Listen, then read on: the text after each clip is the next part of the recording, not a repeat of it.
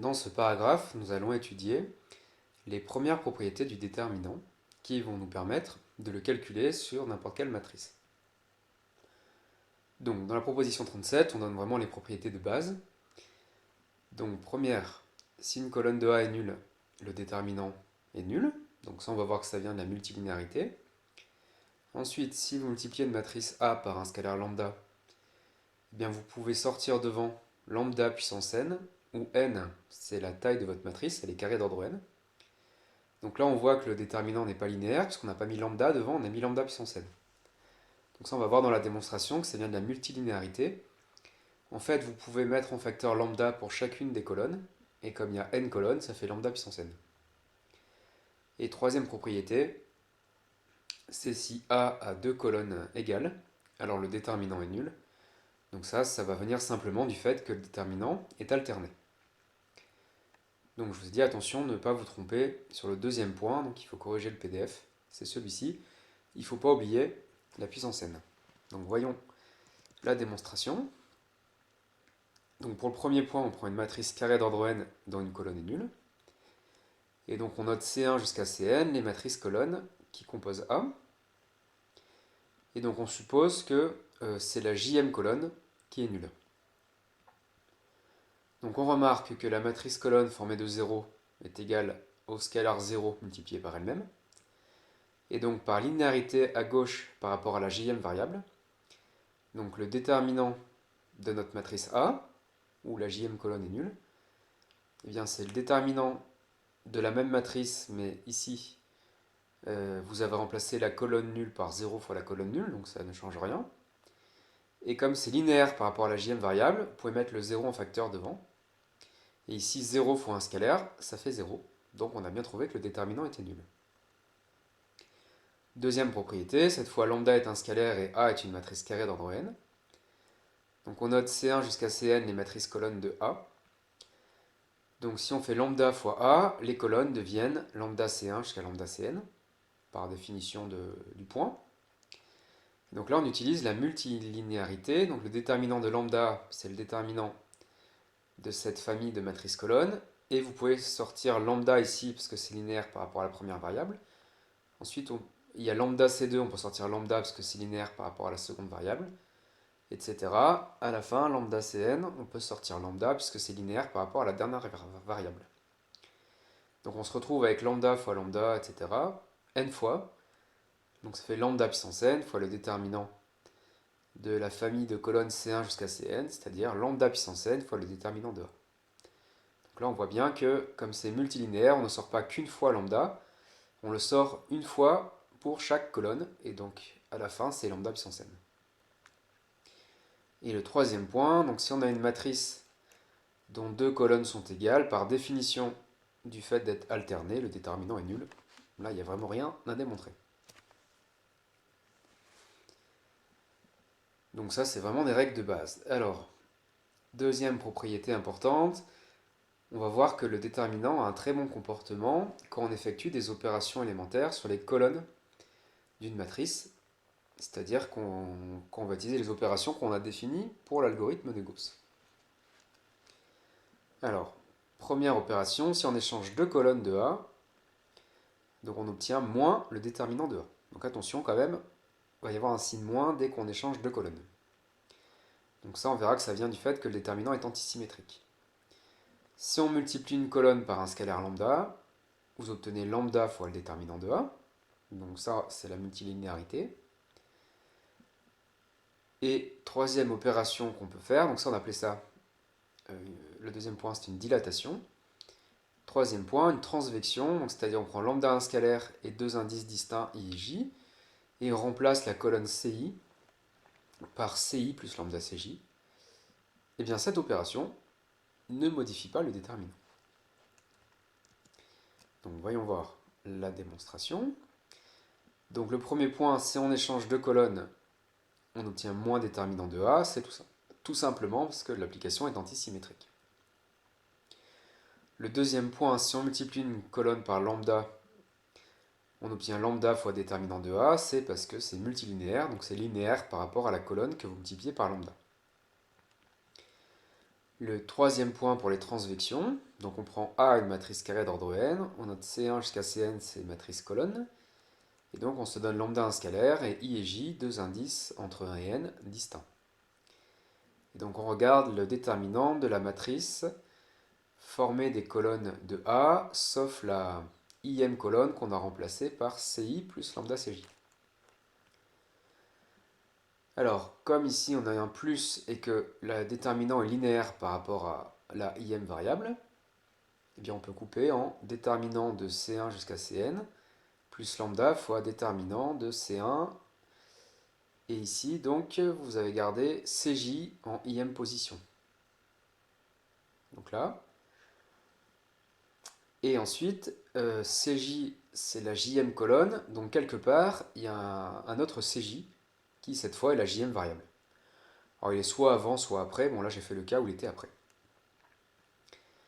Alors, le premier déterminant que vous obtenez, bah, vous avez la famille des colonnes de A, donc c'est det de A. Et le deuxième déterminant, bah, vous avez deux fois la colonne Cj, une fois à la bonne place et une fois à la IM. Et bien, comme le déterminant est alterné, il vaut 0.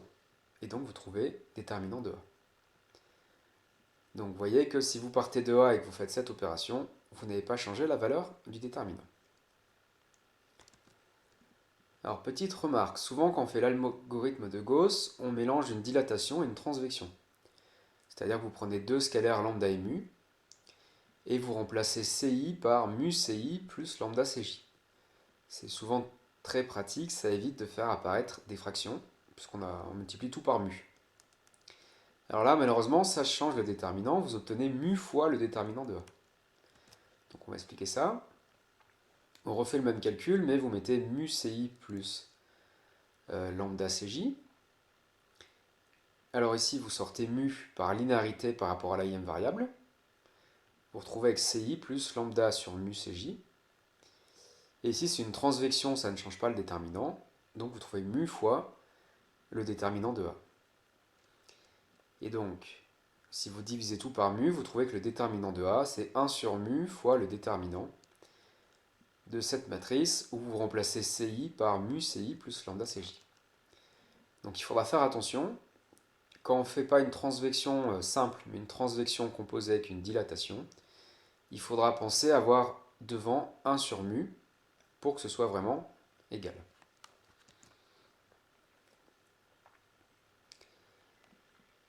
Donc, quand on va faire l'algorithme de Gauss sur les colonnes d'une matrice, eh bien, on va être capable de trouver une relation entre le déterminant de la matrice de départ et le déterminant qu'on obtient à la fin, donc ils ne sont pas tout à fait égales.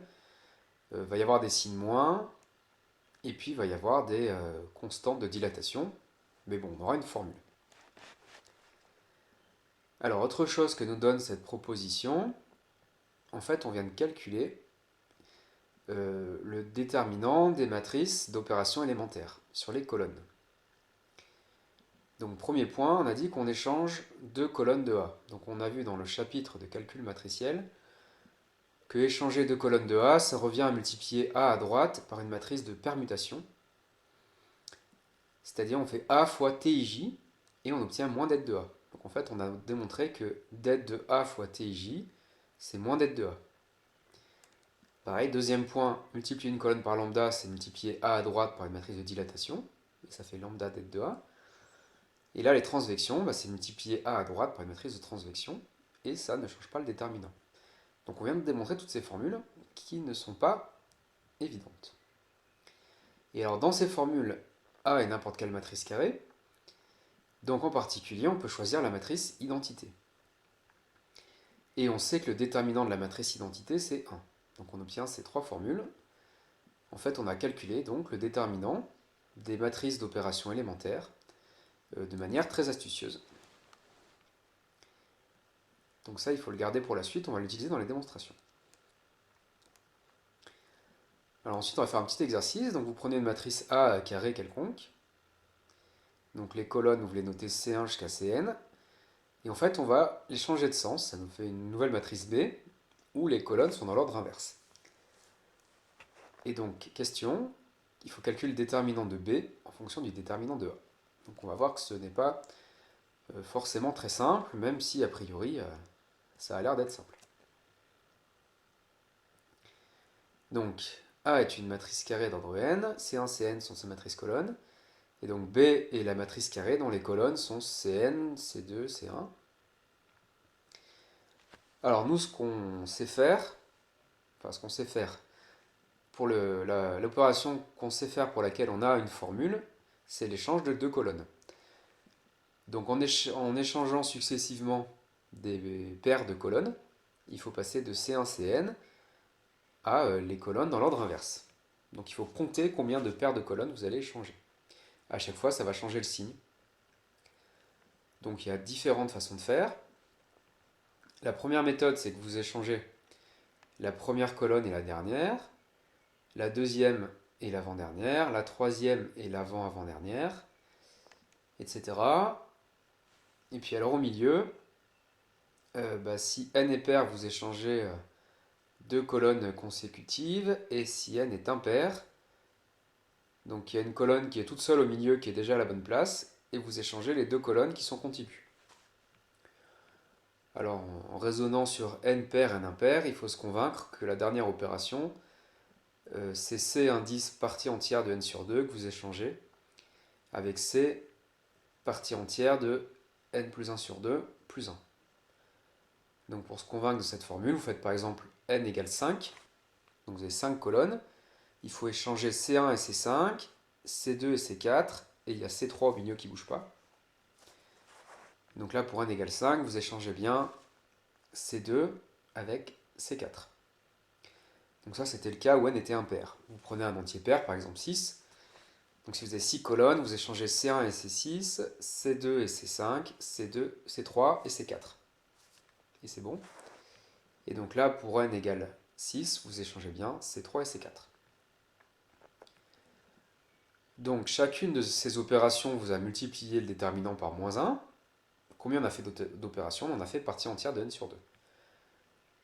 Donc vous trouvez que le déterminant de B, c'est moins 1 puissance partie entière de n sur 2 fois le déterminant de A. Alors une autre méthode qui s'inspire un peu d'un algorithme de tri que vous étudierez en informatique en deuxième année, qui s'appelle le tribule. Alors c'est au départ, vous passez donc de toutes vos colonnes qui sont dans le mauvais sens, et vous faites remonter Cn en dernière position. Et toutes les autres sont décalées vers la gauche. Donc comment on fait ça? Alors on échange C1 et C2. Alors attention, C1 c'est pas celui-là. Ici C1 c'est la première colonne de B. Donc quand on parle de C1 échangé avec C2, c'est la première colonne de B qui est échangée avec la deuxième colonne de B. Donc en fait vous échangez ces deux colonnes. Donc vous vous retrouvez avec Cn-1, Cn. Ensuite vous échangez la deuxième colonne de B avec la troisième. Donc on avait Cn-1, Cn. Vous échangez Cn avec la colonne qui est là, c'est Cn-2. Vous vous retrouvez avec Cn-2, Cn. Donc vous voyez, on commence à voir ça, le Cn est là, puis ensuite on l'échange avec la colonne d'après, puis avec la colonne d'après, puis avec la colonne d'après, etc. jusqu'à qu'il arrive à la fin. Donc ici, on a fait n-1 échange de colonnes. Alors ensuite, quand on est là, on recommence, n-1 on l'échange avec la colonne à côté, puis la colonne à côté, puis la colonne à côté, jusqu'à arriver à cette configuration. Donc on fait tous ces échanges.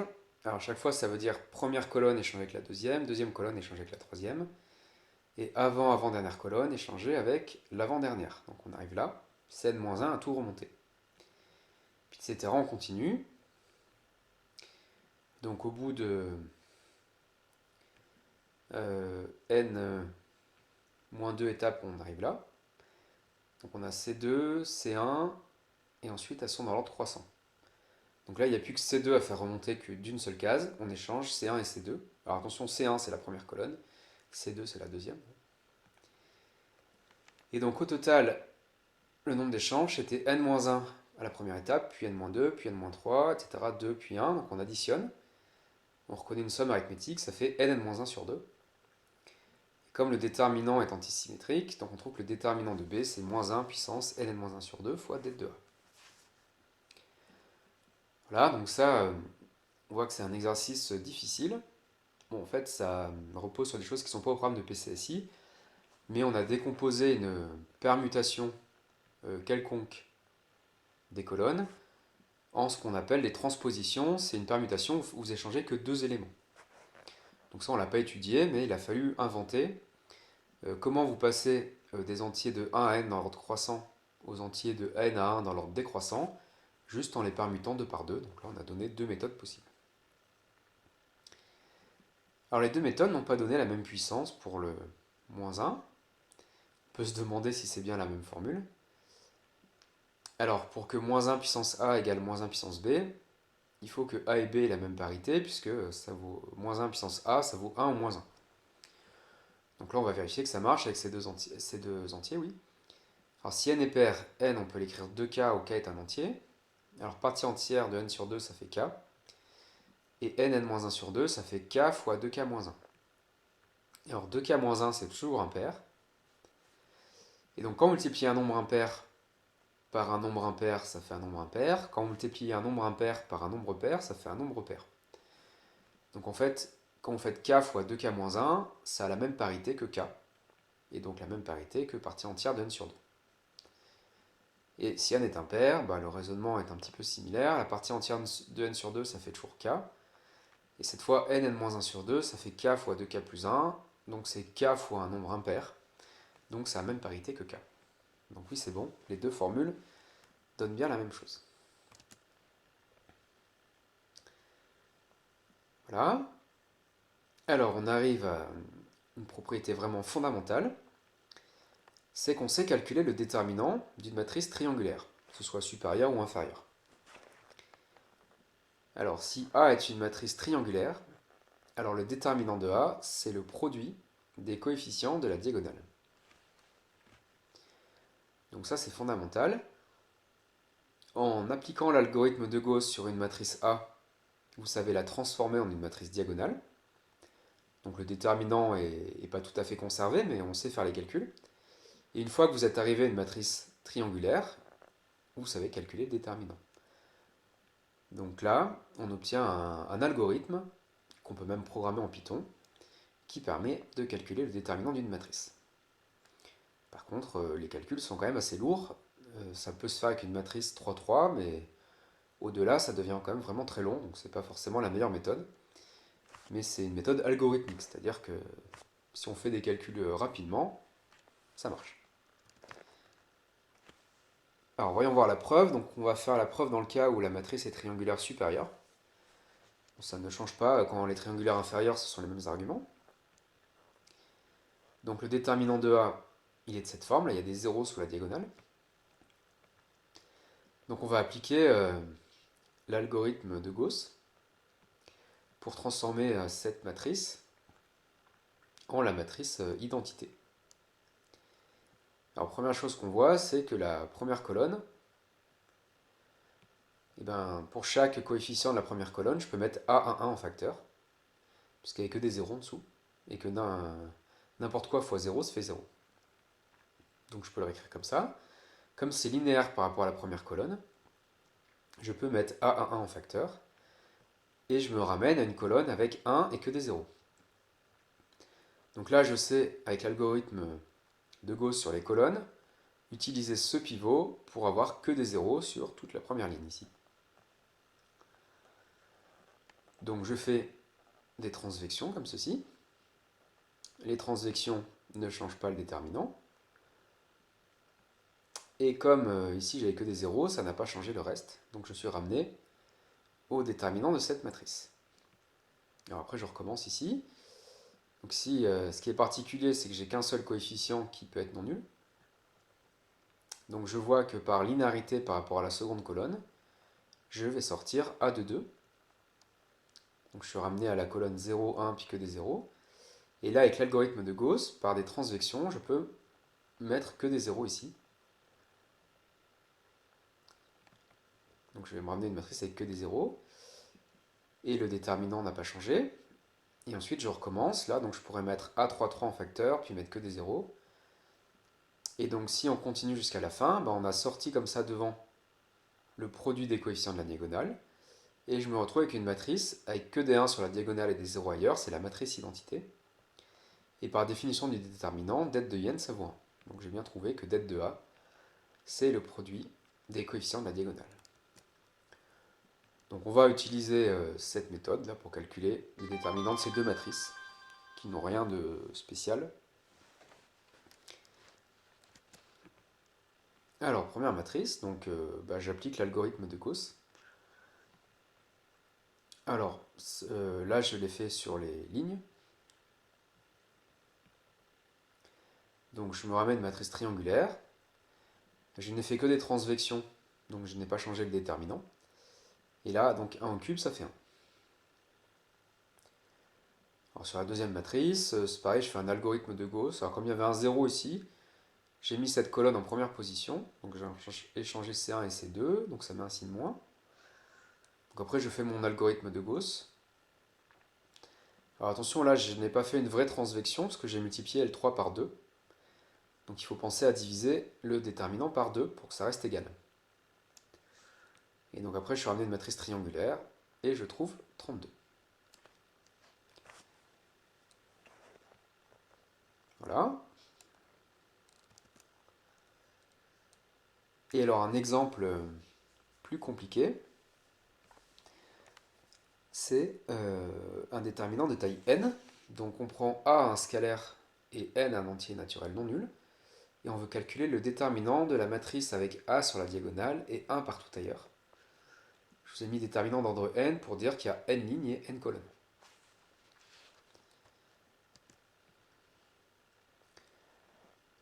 Donc ce déterminant, on va l'appeler D de A. On veut le calculer en fonction de A. Alors on voit un cas particulier. Si A égale 1, toutes les colonnes sont égales.